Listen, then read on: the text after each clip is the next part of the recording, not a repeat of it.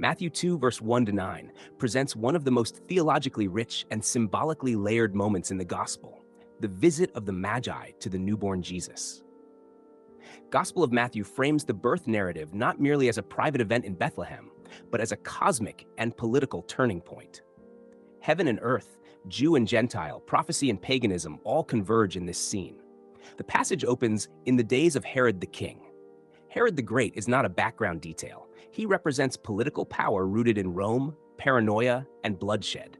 Historically, Herod was Idumean, descended from Edom, and aligned with Roman authority. This detail becomes significant when compared with the earlier narrative of Balaam in Book of Numbers 24:15-17. I see him, but not now. I behold him, but not near. A star shall come out of Jacob, and a scepter shall rise out of Israel. It shall crush the forehead of Moab and break down all the sons of Sheth. Balaam, hired by Balak of Moab to curse Israel, instead prophesies, a star will step forth from Jacob, a scepter will arise from Israel. While the connection between Balaam's star and the Bethlehem star is debated, the parallels are striking. In both narratives, a foreign ruler fears Israel's rise. A pagan seer or magus becomes the unexpected mouthpiece of divine revelation. A star is linked with kingship emerging from Israel. The plans of a hostile king are overturned. In Balaam's day, Balak sought to destroy Israel, but was thwarted by a prophet compelled to bless instead of curse.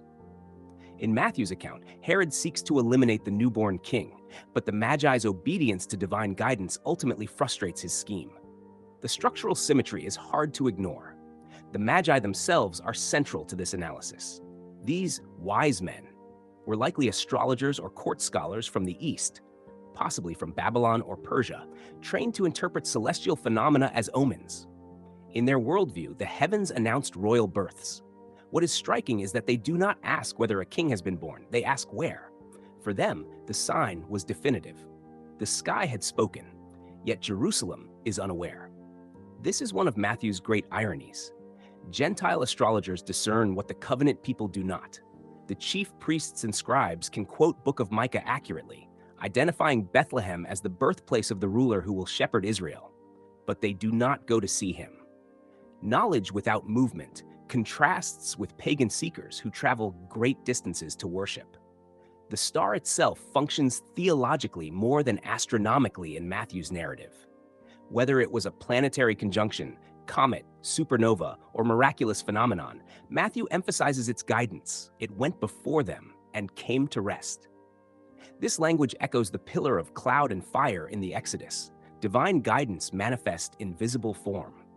The same God who once led Israel through the wilderness now leads Gentiles to the Messiah. The political tension in the text cannot be overstated. Herod is troubled, and all Jerusalem with him. In a city saturated with Roman soldiers and ruled by a tyrant known for murdering even his own sons, news of a rival king of the Jews is explosive. Herod understands something that many others do not. This is not merely another political pretender.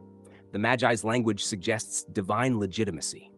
If heaven announces his birth, Rome cannot silence him.